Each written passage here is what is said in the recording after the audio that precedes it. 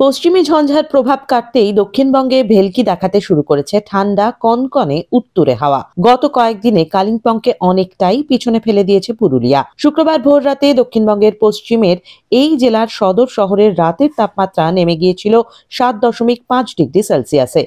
সেই জায়গায় কালিম্পং ছিল মাত্র 9.5 ডিগ্রি।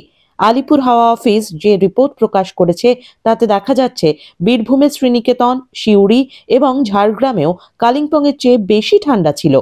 উত্তরবঙ্গের সমতলেও রাতের তাপমাত্রা অনেকটাই কমতে শুরু করেছে। কোচবিহার ইতিমধ্যেই সিঙ্গল ডিজিটে নেমে এসেছে। কলকাতায় আজ সর্বোচ্চ তাপমাত্রা থাকবে 24.3 ডিগ্রি সেলসিয়াস এবং সর্বনিম্ন 14 ডিগ্রি সেলসিয়াস। এক কথায় বলা যায় দক্ষিণবঙ্গের পুরুলিয়া, বীরভূম, পশ্চিম বর্ধমান এবং ঝাড়গ্রাম ঠান্ডা যুদ্ধে অন্তত একদিনের জন্য হলেও হারিয়ে দিতে পেরেছে পার্বত্য কালিম্পংকে। ফলো করুন এইসময়.com।